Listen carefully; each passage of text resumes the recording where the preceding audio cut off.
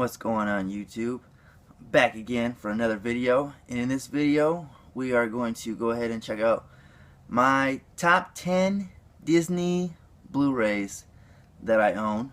This is just my favorite 10 in my collection. This is maybe not the top 10 of all time, just what I like to enjoy. So let's go ahead and jump on into the list here. First up is Fox and the Hound. I always liked this movie when I was younger. I liked the relationship that Todd and Copper that they had. Anytime I think of this movie, I'm a hound dog. Yeah, I always enjoyed this when I was younger.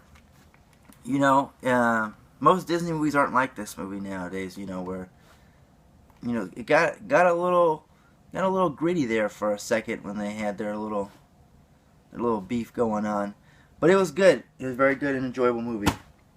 All right, next up, I have Robin Hood. This is another one that I liked watching when I was younger. You know, I liked the songs. I liked that all the characters were different animals. I like how Prince John in this movie, for many years, whatever year this came out, I think he was the most annoying king in any series, any movie, any television series until Game of Thrones came out. And then he was finally toppled by King Joffrey. But that's how good of a job they did with him on there. You just hated him. You just wanted to see him lose all of his gold. You wanted to see Robin Hood persevere in this movie and get with Maid Marian. Great movie overall. Alright, next up we have The Incredibles. This was one of my favorite Pixar movies. I really liked how they just did the whole family aspect, where every character had a different power, and I liked that it was how do you explain? Oh, that was my phone. It was after all the superheroes had been banished or whatever. Kind of like in Watchmen, you know, they were all forced to just go away. So I liked seeing the life afterwards, and it was real good. You know, Mr. Incredible missed a life, and he ended up getting into some trouble. Had to bring his family along. Good movie though. Alright, then next up was A Bug's Life. I saw this in theaters as a child when I was a young boy. Really didn't think a movie about bugs could be that interesting, but they did it here. This one and what was the other one? Ants. You know, they were both a little similar, but I like this one better. You know, you got Flick going out trying to do what he can to save his colony of ants because he messed up the harvest for the grasshoppers. Brings back a bunch of circus bugs to go to war. But it was good. Then we have Hercules here. This actually isn't available in the United States yet. You gotta get this from the United Kingdom. But this was definitely, when it came out, it was probably my favorite Disney movie at the time. Just wanted everything to do with it. I had all the books. I had all the McDonald's action figures. Everything about this movie. I had movie posters. I had the VHS when it came out with the clamshell case. I was really into this movie.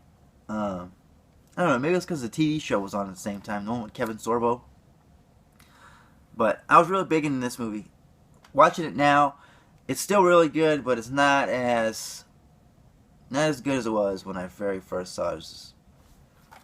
Maybe because, you know, I go and revisit some of the other movies, and the message and some of the other movies in this stack over here are better than this message.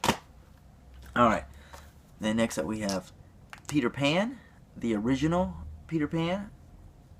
I just like Peter Pan altogether. I liked all the Peter Pan movies. I like this one. I like the 2003 one. I'm not a big fan of the Jake and Never on a Pirate show, but that's a little off topic. You know, when you're a kid, you never want to grow up. You just want to be a kid forever. You wanted to be one of the Lost Boys. You wanted to hang out with Peter Pan. You wanted to battle pirates, go toe to toe with Captain Hook. Then in this movie, you put it in, and you can do all that. You know, for the 77 minutes that it lasts, you're a kid again. Can't go wrong with that. All right, next up is a more recent Disney movie, and it's actually it was a surprise hit for me. I really liked it, and that is WreckIt Ralph. You know, WreckIt Ralph, the video game character. He's tired of being the bad guy. This movie really surprised me.